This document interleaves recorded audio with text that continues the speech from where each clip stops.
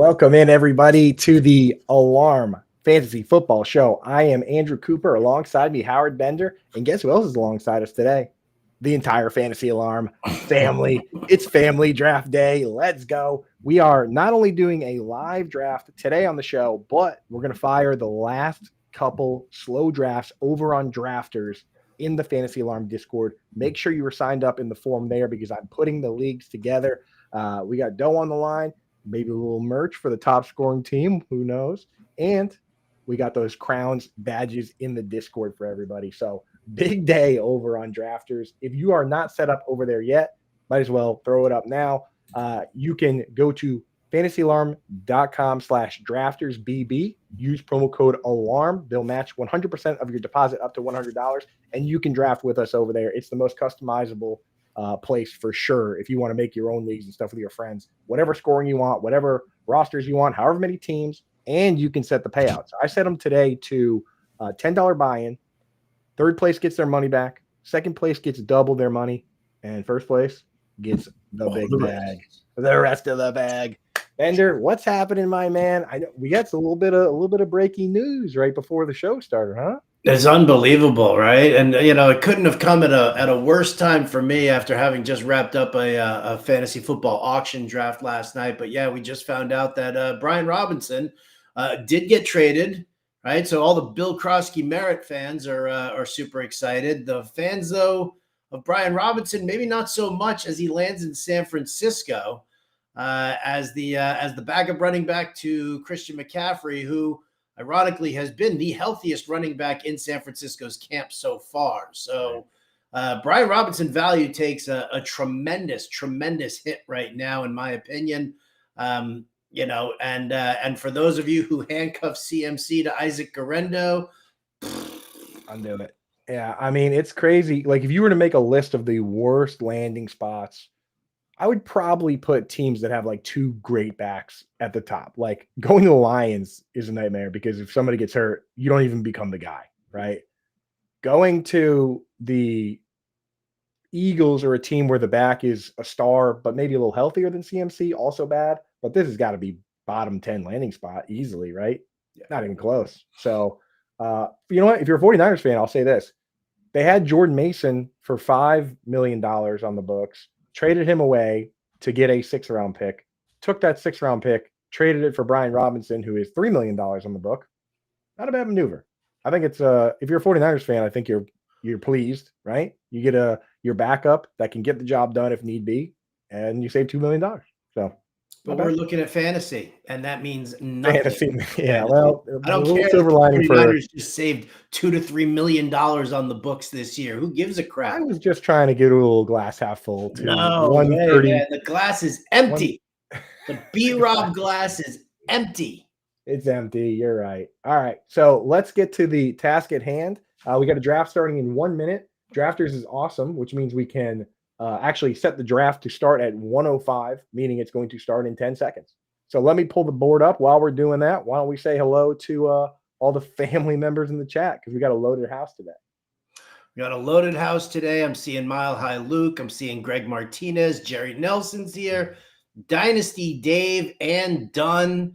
The whole gang. It is the whole gang here. Andy Coop's in there. Yeah. Howard Blender. Is Dynasty Dave? Is that Toronto Dave? It looks like him in the picture. Is that TD? Oh, I don't know. Let us know in the chat. Yeah, it definitely is based on this comment here. Likes for Laney, that a little adorable munchkin. So there you go. Good to see TD in the house. Thank you, everybody, for popping in. Thank you, everybody, for drafting with us, man. It's always a lot of fun with the family, and a couple new names in here, a lot of familiars for this one. Icy through with the first overall pick.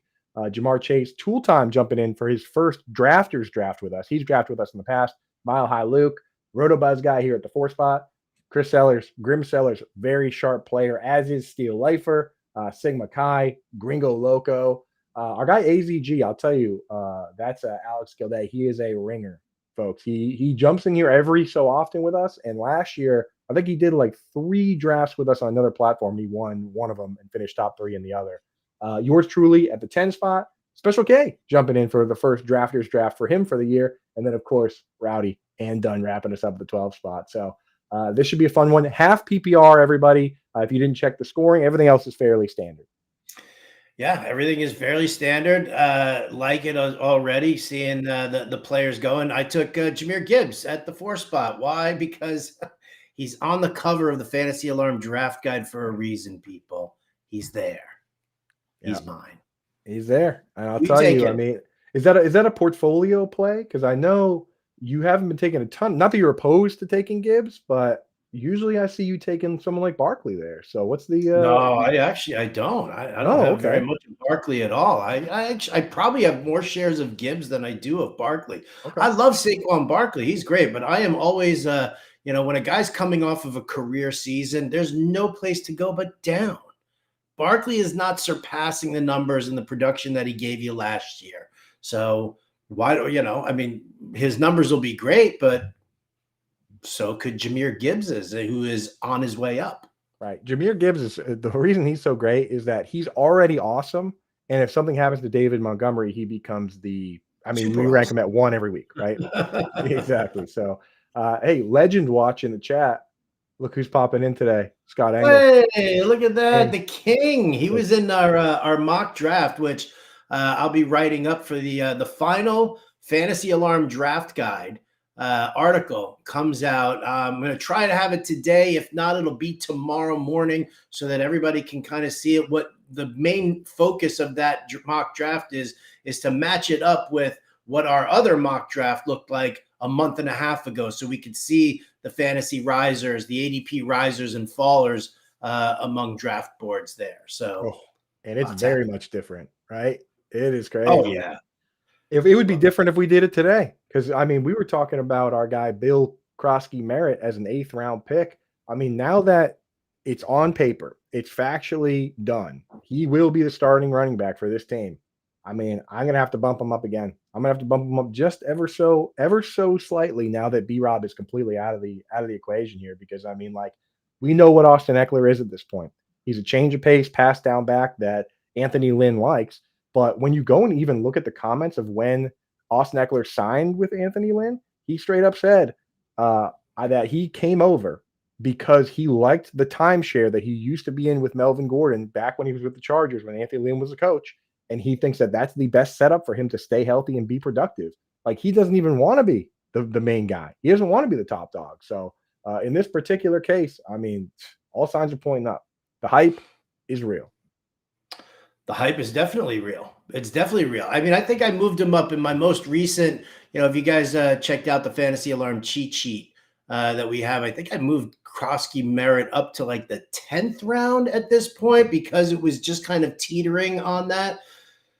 And I left Brian Robinson exactly where he was. He was like early 8th, late 7th. And, I think now they just kind of now Robinson drops down significantly, but Krosky Merritt probably goes up to maybe where Brian Robinson was, right? Late 7th, early 8th. I'm not going to dive neck deep in and put him in the 5th round where we're seeing, some of the more high stakes leagues are putting him. I think that they're just, we're going to talk about it on today's Fantasy Alarm show. Fantasy tourism is really what it's called, right? It's when all of a sudden you get, I'm going to be on the clock here. I'm going to be on the clock here for a second. We'll talk more fantasy tourism in a little bit, right? I mean, as I get ready to maybe draft Emeka Egbuka here. No, I'm just kidding. I'll tell you, man, like those type players, like it's easy to get excited about them. I like them. You know what I like best?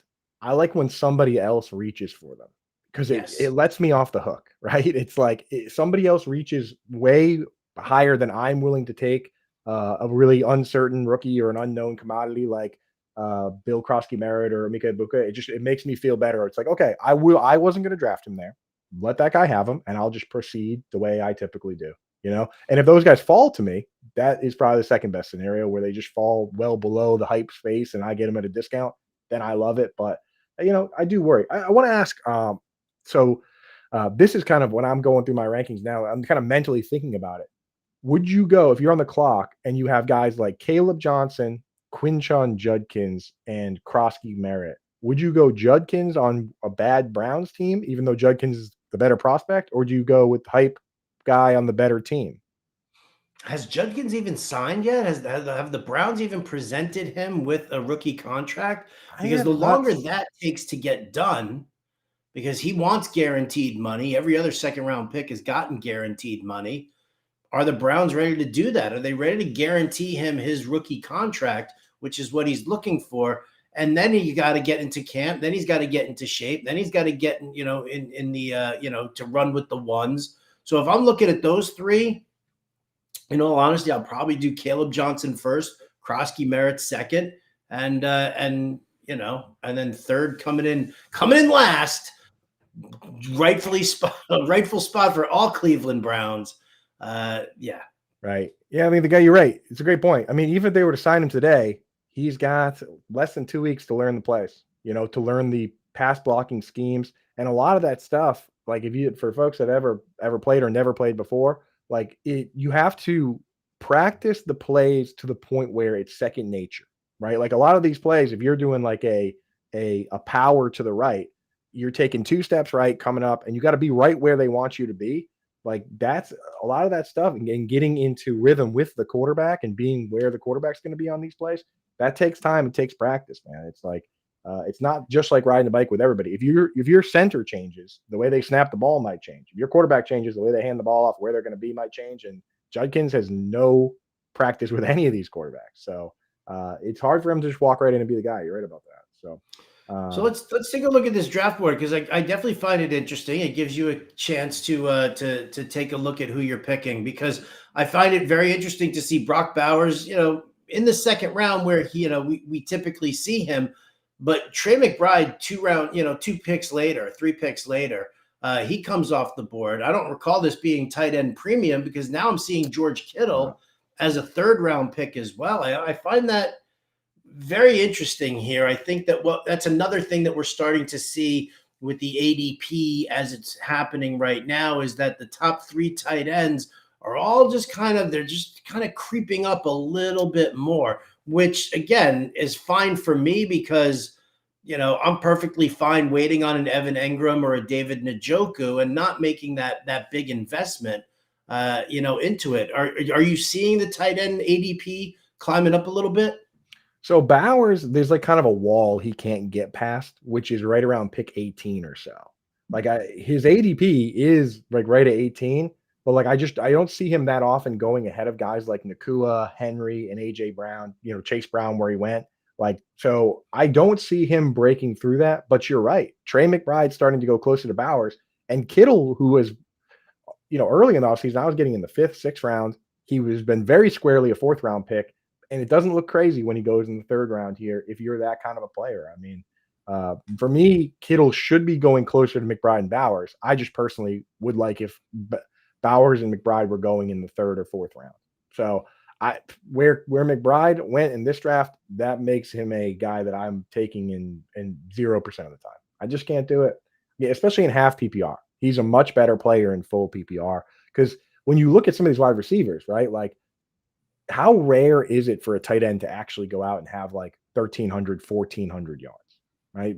Bowers didn't do it last year on 150 targets. And some of these wide receivers are going out and they're having 1,600, 1,700 yards. A couple of years ago, Tyreek Hill was on pace for 2,000 yards before he had the high ankle sprain. Like, I cannot pull the trigger on those guys when there's enough raw points out there. Positional scarcity doesn't make up the difference, especially in something like this where everyone's going to draft 2 or 3 tight ends anyway. I should have taken Jameson Williams. I should have done it. I should have done it with a thought of potentially stacking some Detroit Lions in this one here.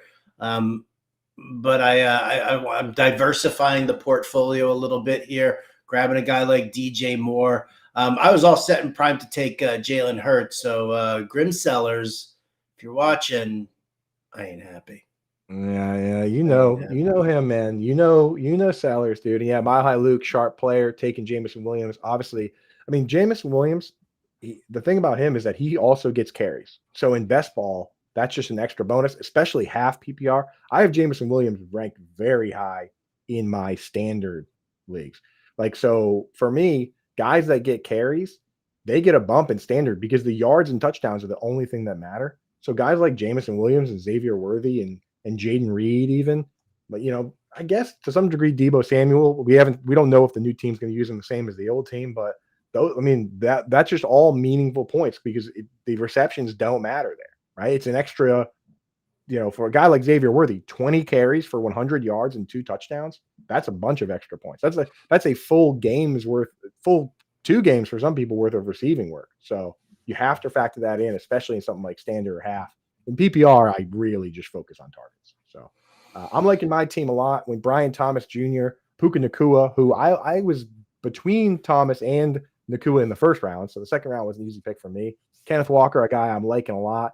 There's a lot of Zach Charbonnet steam. If I don't get Walker, I take Charbonnet later. I just want access to this scheme. I took Marvin Harrison Jr. I was between him and Adams. I'm really liking AZG's team right next to mine. Christian McCaffrey, A.J. Brown, Travion Henderson. He is a Patriots fan, so maybe a little homer pick there. And then Devontae Adams, a player that I'm really high on. So picking next to him is not ideal. But there's really nobody in this draft that I want to pick next. All right, I'm sandwiched in between Mile High Luke and Grim Sellers, and I'm just Chuba Hubbard this round, and Mile High took Jameson Williams there. The Jalen Hurts. Here it is. Here we go. So Grim Sellers, right off the cruise ship, baby. So this is the fantasy tourism. This is where it's at. I actually just wrote an article in the New York Post about it. I'm also going to touch on it on tonight's show on SiriusXM, and there's a very good chance that the Weekly Bender revolves around some fantasy tourism. So basically what that is, analysts have been drafting for the past 2 months. The hardcore players have been drafting for the past 2 months. All right. Imagine you're living in a nice small coastal town, right? And then all of a sudden a cruise ship docks and suddenly 7,500 people come off of that cruise ship and boom, the population of that small coastal town triples just like that. One person hears of a fun activity to do, and everybody does that. And so now all of a sudden what you're looking at here in the fantasy realm is guys like Emeka Egbuka and Ricky Pearsall, who went back-to-back with Grim Sellers and Steele Lifer. That's the ultimate thing because both of those players were like 10th round picks 2 or 3 weeks ago.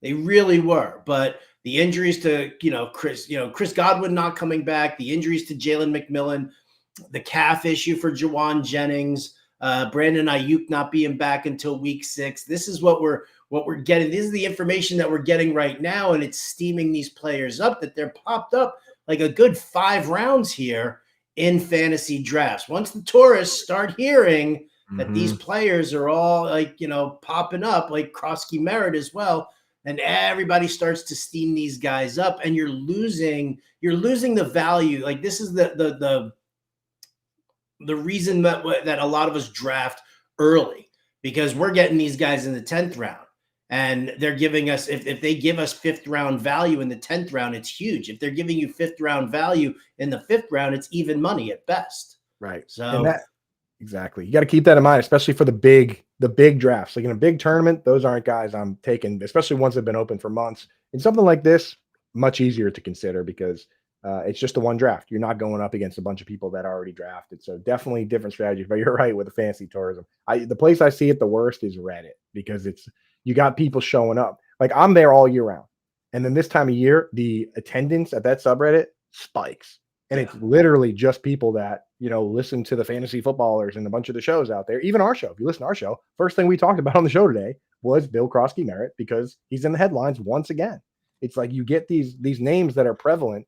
And the people that are just showing up, the casuals that just show up for August and then they disappear, they're just going to keep repeating the names that they're hearing. So you're going to see it. Emeka Egbuka, Bill Krosky Merritt. Who are some other of the hot names right now that are floating around? Ricky Pearsall, Emeka Egbuka, Krosky Merritt is another one. I forgot about Ricky Pearsall, man, especially because Ayuk and Jennings have been out. He's the only show in town. Exactly.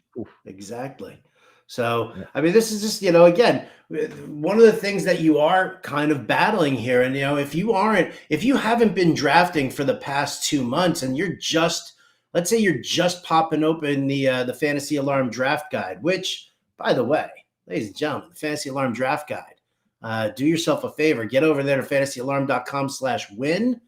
Right, and use that promo code oh, which promo code should we give? How about Coop 25, right? Coop You want to go 25. Coop That's or right. yeah, Coop 25. Knock 25% off all products over there at Fantasy Alarm. You get the draft guide, which comes with the cheat sheet. But if you're opening that for the very first time right now, you're not seeing the increase in value, right? You're seeing the draft grid or the rankings and everything like that, and you're seeing it for the first time. You're like, oh, okay, this is where Emeka Egbuka is, and this is where Krosky Merritt is. You haven't seen the progression of them, climbing each and every rung of the ladder. So You, just something you, to kind of think about. you know what's funny about my dynamic tier rankings, Bender, is that I moved I had Joe Mixon higher in the rankings, and he was red. I color code mine. Red means I don't like him in ADP. Yellow means they're fine at ADP. Green means I like him before ADP. I moved Joe Mixon down, but I changed his color to yellow because I'm now more likely to draft him in ADP. Emeka Egbuka, I moved him up in the rankings, but then I changed him from yellow to red because I was willing to draft him at his previous ADP because he was going to be like my wide receiver 6. Now you have to draft him to be your wide receiver 3. In this case, Steele Lifer, I like where you got him because he's just wide receiver 4. It's all bonus, it's all upside. That is a build that I like. You go out, he got Jefferson, Evans, Sutton. Couldn't be any safer. And people come out and say, oh, well, Evans and Sutton may be a little boring. Fine. Turn around and draft Emeka Egbuka. Turn around and draft Travis Hunter, Matthew Golden. Give yourself a shot at just ultimate upside. There is a real possibility that Emeka Egbuka comes out and he's just so good you can't put him back in the bottle. I hate that saying, but it's possible that Chris Godwin comes out this year and he looks like TJ Hawkinson or Mark Andrews, a guy coming off a serious injury that needs to be eased back in and potentially might not even get right the entire season. So entirely possible that we see that this year. So be wary of that. I'm going to take a half-point PPR. How about Mr. Mark Andrews here? There you go. Boom. Let's go. There you go. Mark Andrews, here's the thing. And again, I wrote about this in my Fantasy Fallacies article. There's something we do every year. It's called hasty generalization. That's the fallacy. And it's basically whatever you see first is what you think, and you stick with that. And last year, Isaiah Likely scored 1 billion points week 1 against the Chiefs. And Mark Andrews looked slow. He looked like a guy that was coming off a high ankle sprain with tightrope surgery that also got into a car accident. That's what he looked like for the first few weeks of the season. And then for the last weeks of the season, he scored a touchdown every single week. And he scored 11 touchdowns, and he finished as like the tight end 7 overall. And from that point on, he was like tight end 4, right? Like we get in our minds, oh, this guy stinks. Happened with DeAndre Swift last year. How bad was DeAndre Swift over the first 3 weeks of the season? Maybe the worst running back in all of football. And then over the rest of the season, he actually wasn't that bad. But we get this set in our minds over these small sample size, the hasty generalization. You gotta, at the end of the day, sit back and ask yourself, what happened here? Right? Was this guy hurt? Were the matchups bad? Did it rain? Were they playing in the Miami magnifying glass at any point during the first couple games? Right? Like you got to figure out what's going on and judge what's going to happen this season. To me, Mark Andrews, when I go and look at my spreadsheet with all the tight end stuff in there, he was a top guy in wide receiver routes. He was a top guy in catches versus man-to-man. He was a top guy in route participation, right? Like in virtually all the stats that we like, obviously he was the number 1 guy in red zone and in end zone targets. No question about that. Like in all the stats that we typically like, he was pretty good. So for me, I'm willing to go right back to the well on that. He says that just like Travis Kelce, he said this offseason, he's really putting it to the grindstone because last year he didn't play the way he wanted and they didn't win, That AFC is crazy, Bender. What team are you picking in your bold takes article? Who did you take coming out of the AFC? I had such a hard time picking. I think I took the Ravens. I mean, you look at the teams. I mean, you've got the Ravens, the Bills, the Chiefs, the cream of the crop. The Bengals are right up there as well. Right. So you have to pay attention to them. It's very tough to see a sleeper team come out of the playoffs. Right.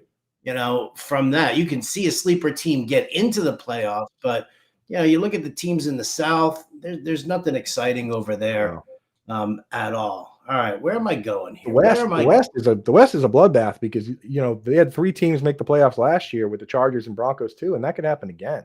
I mean, it seems like every year the Chiefs get their double bye week where they sit out week 18, then they get the bye week, and then the other teams tear each other to shreds. for 2 weeks, right? And then they walk into the Super Bowl. That seems to be what happens every year. The Bills need to find a way to avoid the Ravens in the playoffs. The Bills do need to find I mean, you kind of figure that it's going to be any combination of the Bills, the Ravens, and the Chiefs sitting in that AFC Championship game. You got to get that bye week. You got to get that. You got to. The bye week is huge. Right. It's huge. And the Broncos and Chargers were good last year, and they still couldn't stop the Chiefs from going 15-1. Yeah, crazy. It's crazy.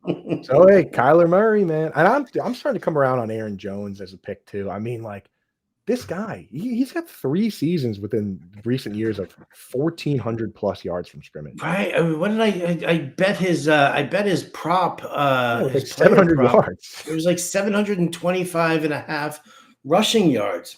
He's done that in 6 out of the last 7 years, and I get it, right? He's getting older, injuries. Ask Steel Lifer. He thinks that Jordan Mason is practically worth Aaron Jones. He took him 2 picks right afterwards, to kind of kill off that handcuff. But where's it going? All right, here you go. This is round 9. I feel like round 9 is an appropriate spot. I do want some more running back depth. So here's the Kroski merit pick. Yeah, I mean, last round, I'm comfortable there. I thought about taking him last round. I took Jaylen Warren, who's a little more safe but boring, but I probably should have taken him where I took Warren. I'm just not hearing good things about Caleb Johnson. There's some players out there where I'm not hearing anything about them, good or bad. Like I was looking for you're not getting any news on like Pat Bryant or Trey Harris. Is that to me feels like kind of a bad thing. I mean, they did trade Devon Vele away for what felt like robbery, a 4th round pick for a bag of wooden nickels. I mean, it's just crazy that like I think they actually got great value back. They got it was like a 4th and a 6th. Yeah, 4th I think it was a 4th and 7th, but it's like or 4th and a 7th. Either way, two draft picks for a guy like Vele. That I find to be incredibly weird. Yeah, I think maybe the Saints owed Sean Payton a solid. Maybe that's what it was. Here you go. Like I don't know, Mickey Loomis doing him a favor or something because what is Devon Vele going to do over there? I don't know. Just as a reminder to everybody here, and I'm going to cover up Coop's handsome face while he thinks about his next pick. Drafters, this is where we are drafting here right now. You got to get involved. If you don't want to zap the QR code that you see right there, go to fantasyalarm.com/draftersbb. Use the promo code ALARM, and they'll give you an instant deposit match up to $100, right? And then you can jump in on all of these family drafts that we're doing. We're doing some exciting stuff here with our partners over at Drafters. So zap that QR code. I also have one in the top corner, also up on the left hand side.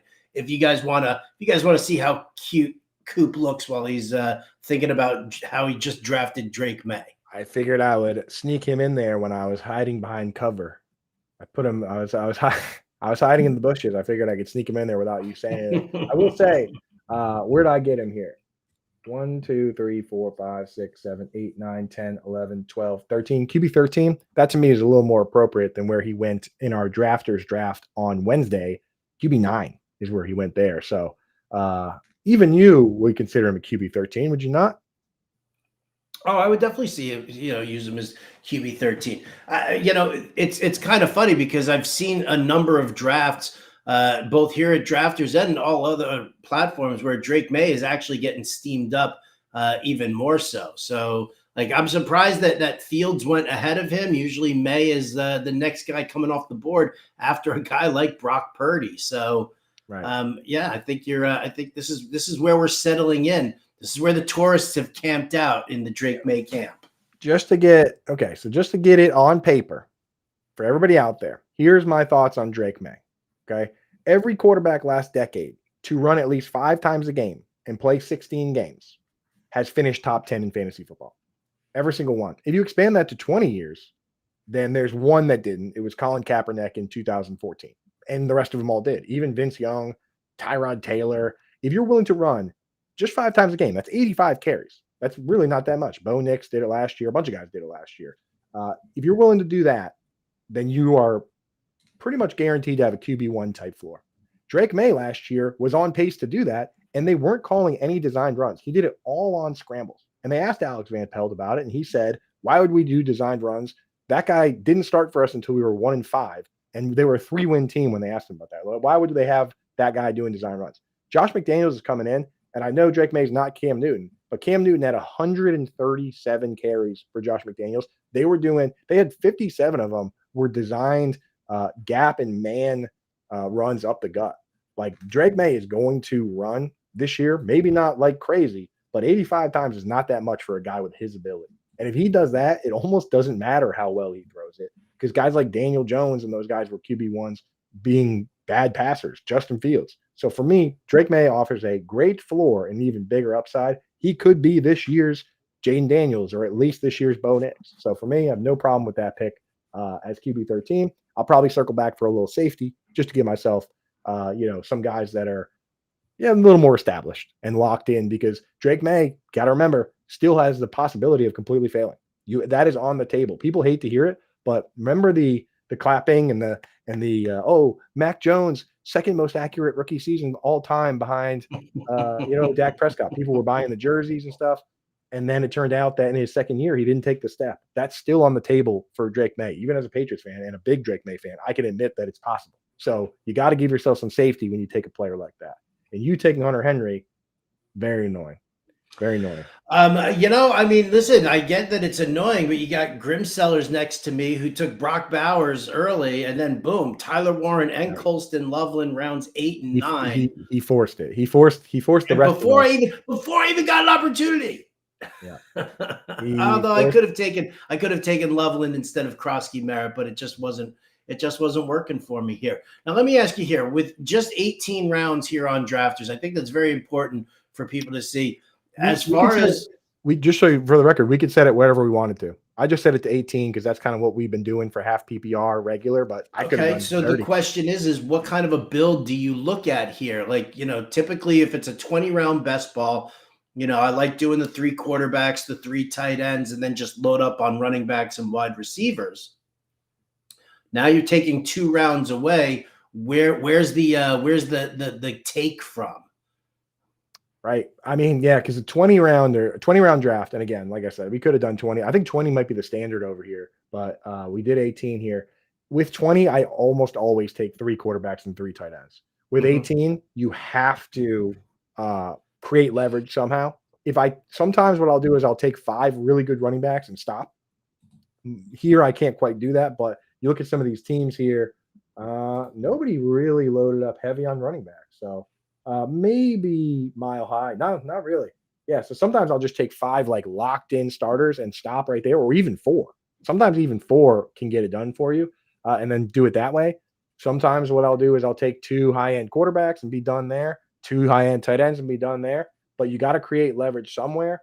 For me right now, because I have Mark Andrews, I might just take 2 tight ends and call it a day. If I got Hunter Henry there, I definitely would have called it a day. So here I'm going to grab myself another quarterback.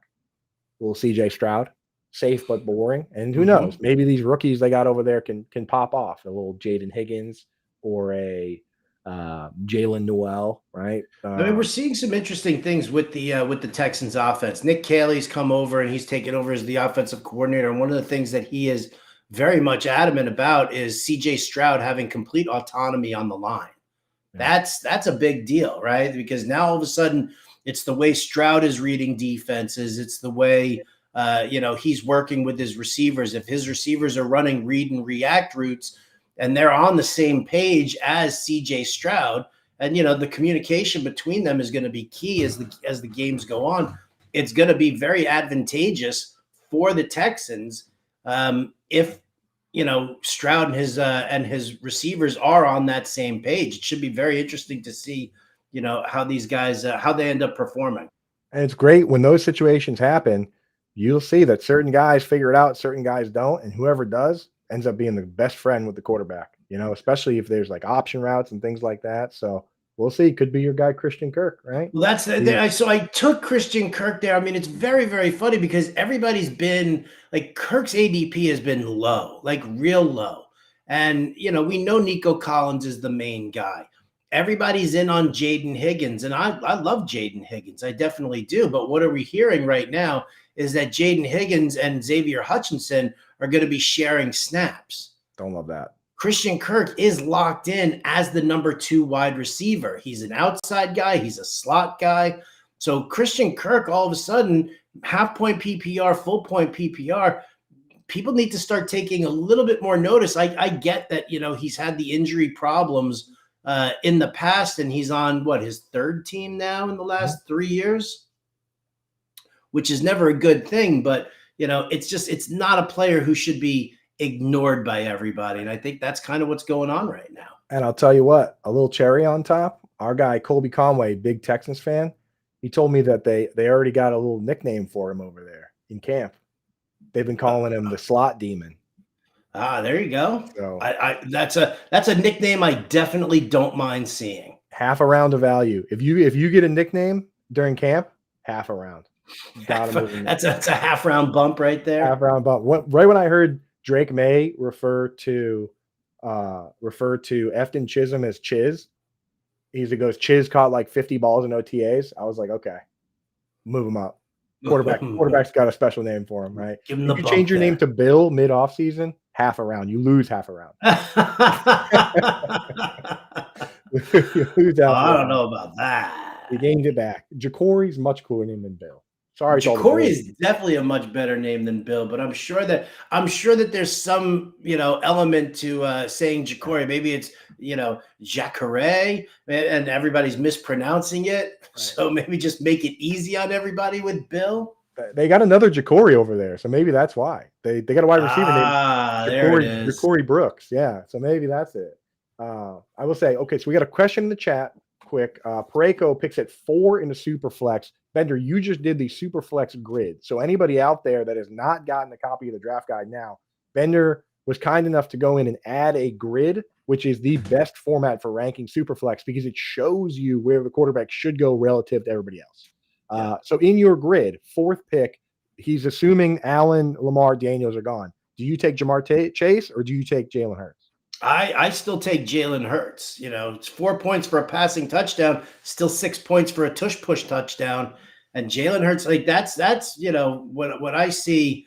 I'm very much into the first 4 guys going in those first 4 picks. I know a lot of people are putting Joe Burrow as like the 5th pick or the 6th pick. You can. I think he's a perfectly fine selection there, but after the top 4, the mobile QBs like Hurts and Jackson and those guys, after they're off the board, then I do start looking for Jamar Chase, Bijan Robinson, CeeDee Lamb. I start looking at them because, the back end of a super flex first round, typically, somebody will probably take Joe Burrow in there, but typically they go with the top position players, and then coming back around in the second, that's when they start attacking that second wave of quarterbacks. So it's just something to kind of pay attention to with the way the first and the second round go, because those back half people, they're taking all those top position players, and then they're still getting a really strong QB with that, that second round pick. So I'm very much, if you've got the opportunity to grab one of the top 4, one of the big 4, I'm definitely jumping at that. Love it. I'm doing the same thing. Tush push, 2 automatic. So I'm with you on that. This is what happens when you draft with the family. I just took a player that I never, ever did. Oh, look at poor Dallas Goedert.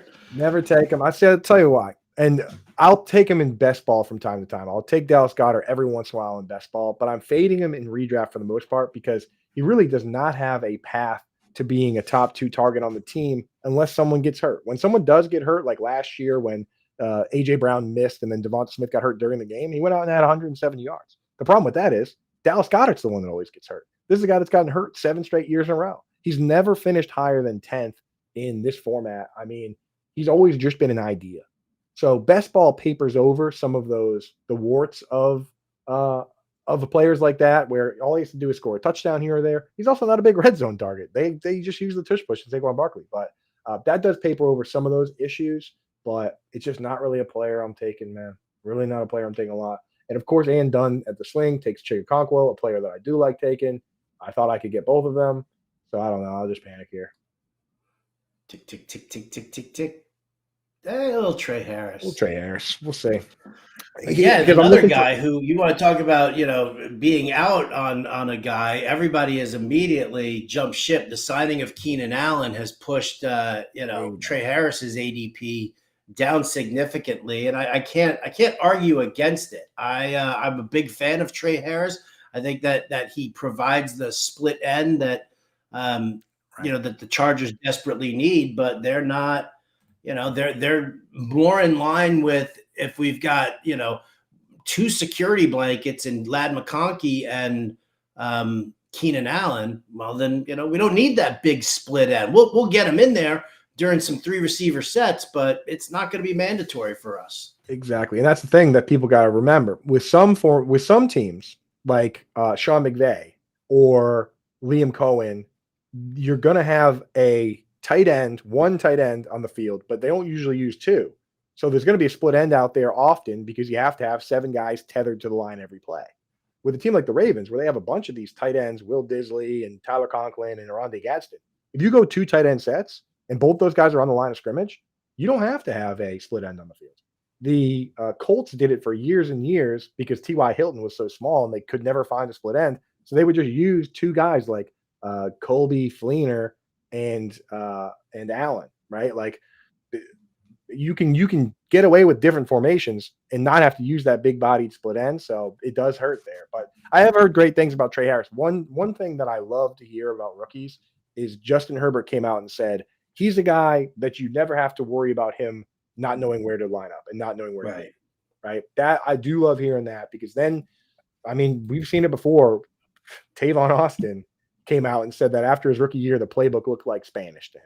So some of these guys might not get it. At least this guy gets it. Like that's the barrier. So wait, Britt Flynn's in the draft. Is she special K picking down at the end there? Oh, I don't know. Is that special? Let us know. I'm drafting and running my route at the same time. My 3rd and 4th round picks were auto drafted because I didn't have service. So who did 1, 2? Yeah. George Kittle and Garrett Wilson. And Garrett Wilson was at the top of the queue when I picked. There you go. Walker. So, okay. Brett Flynn's in the house. Okay, draft got even sharper on us. We didn't even realize. Great, as if it wasn't bad enough that we got another, key fantasy football mind and Brett Flynn joining up. And I'm gonna take Mason Taylor, though. I gotta say, the drumbeat is growing. In the streets. The drumbeat is growing in the streets for a one Mr. Stone Cold Smart. He's out here making just because his mom and his aunt are tweeting at you, thanking you for promoting their little boy. He's not a little boy. He's 6'4". He put Abdul Carter on his ass the other day. Oh please, tiny, sweet little Stone Smart. Not tiny. Even Harrison Glazer, beat writer for the Jets, is in my mentions. Kind of hold him in your hand. Listen, I like the baby version of Stone Smart. I'm the baby version best. Smart in the baby version because that's the way I like it.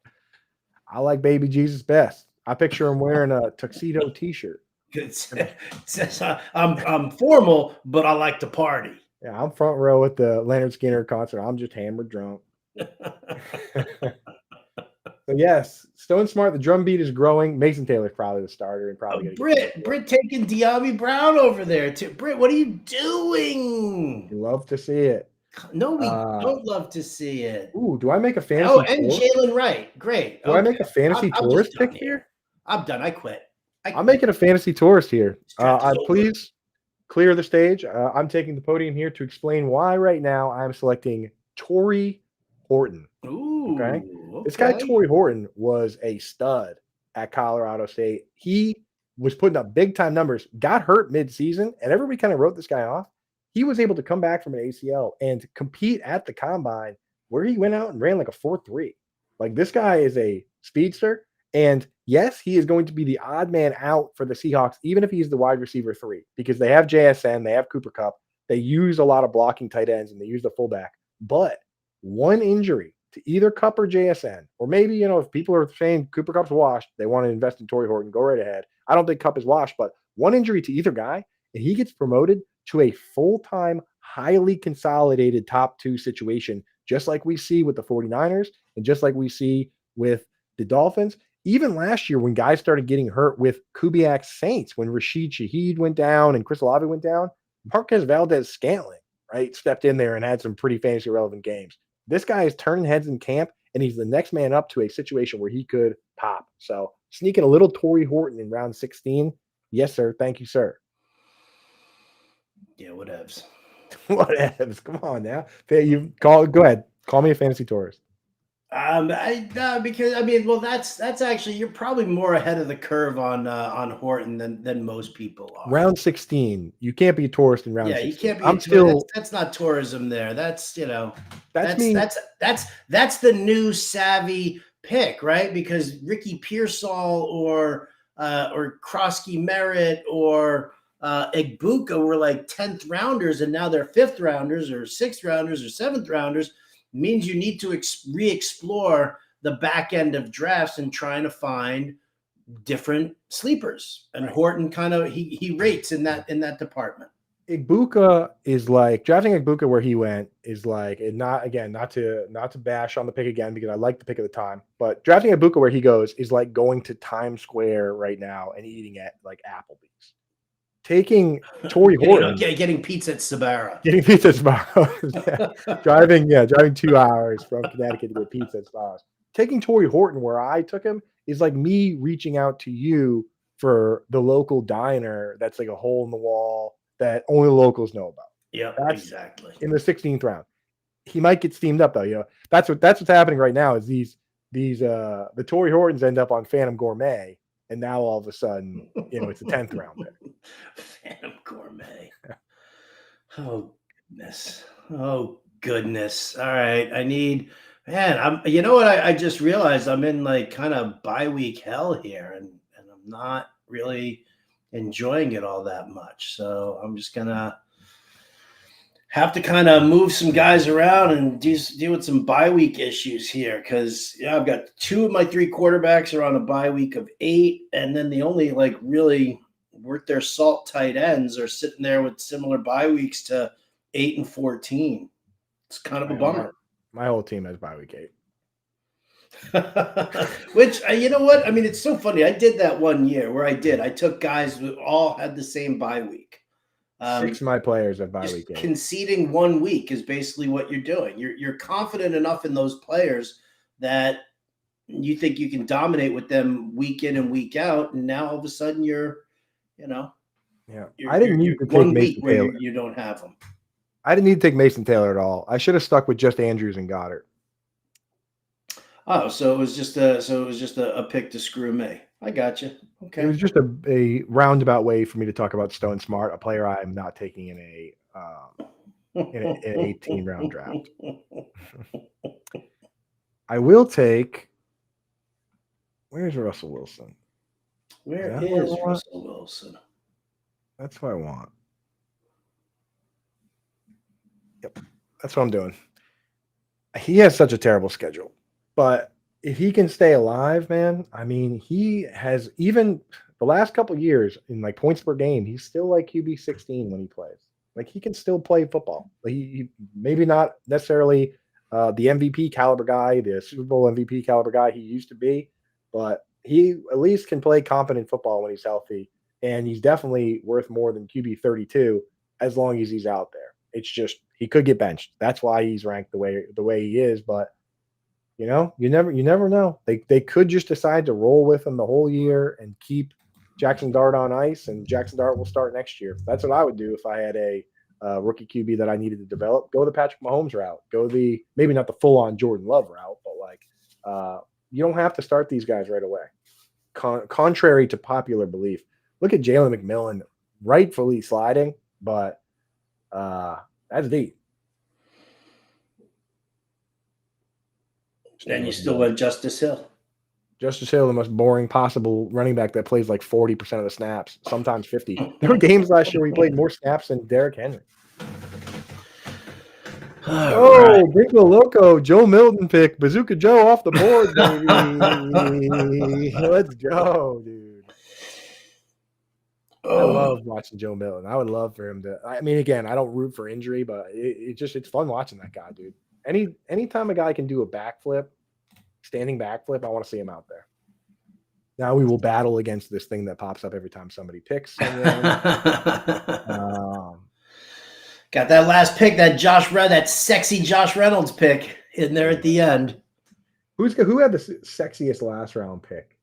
Elijah Arroyo. Last round pick right now. Oh, you know what? I'm going to give it to Britt with Olamide Zaccheaus. You guys, man, I added him to my rankings because you made a good point. Like with the Bears, new coach, uncertainty. This guy tends to pop up and make plays, but yeah, no, it's Elijah Arroyo. No, it's Joe Milton, dude. Hell yeah.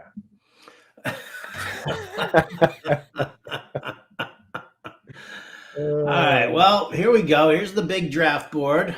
Do you have aside from your team, do you have a favorite? Yeah, I do. It's AZG's team, and it's not close. He's also one of my closest confidants in the fantasy space. I've mentioned before that he's like the Ernie Adams of my operation. We kind of bounce stuff off each other, but I love the start. Christian McCaffrey, AJ Brown, Trayvon Henderson, Devontae Adams, Jalen Waddle is a player that we like that you don't like. DeAndre Swift. I mean, all this talk about Kyle Monangai and Roshan Johnson, Swift might just be the guy. And they made the biggest improvement year to year in the offensive line rankings. If you have a copy of the Fantasy Alarm Draft Guide now, go check out Dan Malin's offensive line preview. Like they went out and spent the big bucks on the line. Like true fans, you want your team to do that. So I love that they did that. I wish my Patriots did that. And he did the exact thing I do at tight end. Yin and yang tight end. Kyle Pitts, Tucker Kraft, right? Got good values on both of them.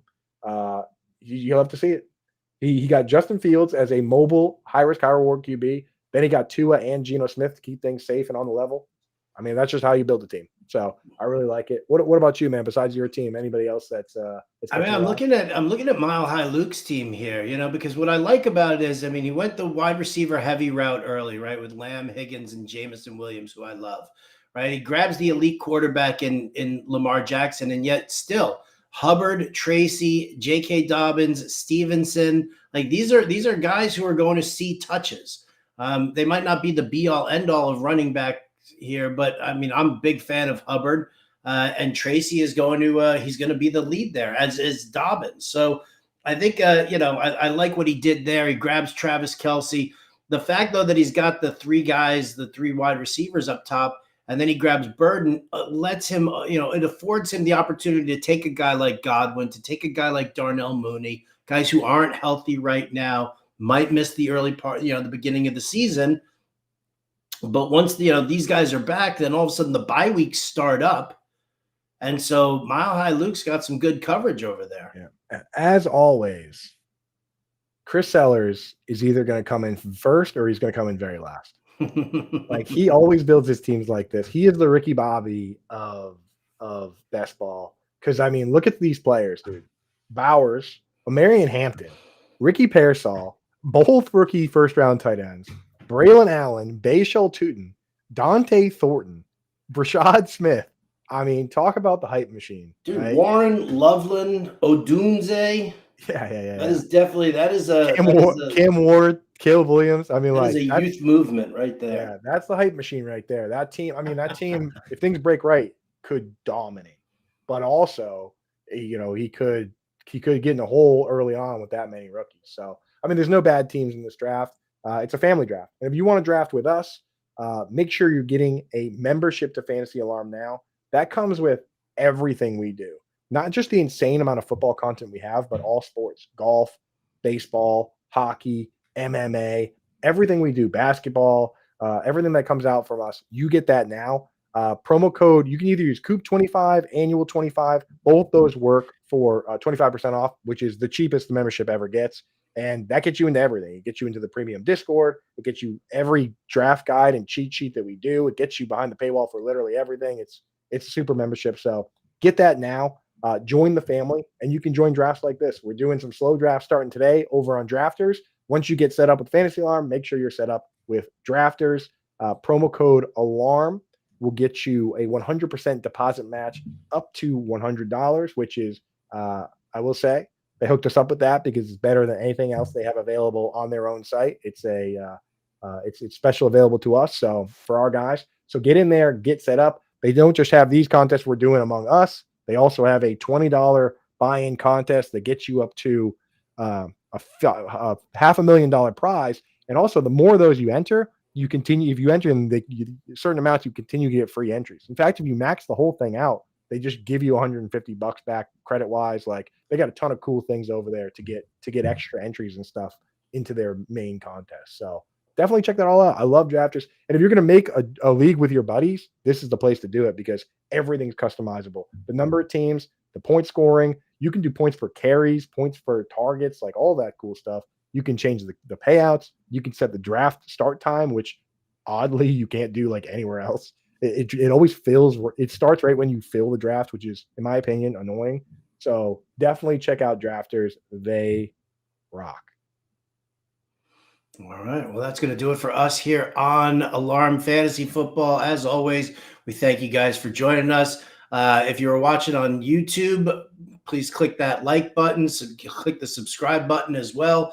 If you are watching over on Twitter or Twitch or other format there, please pop into YouTube and give us a like and a subscribe button over there. But that's going to do it for us here on the show. We appreciate all the family for joining us in here. And again, like Coop said, get yourself signed up over at fantasyalarm.com. We are fixing to have the best season in NFL that we've had ever. And we're psyched about it. So we want you to come along for the ride. But that's going to do it for us here on Alarm Fantasy Football. For Andrew Cooper, I'm Howard Bender. We'll catch you next time. Adios, turd nuggets.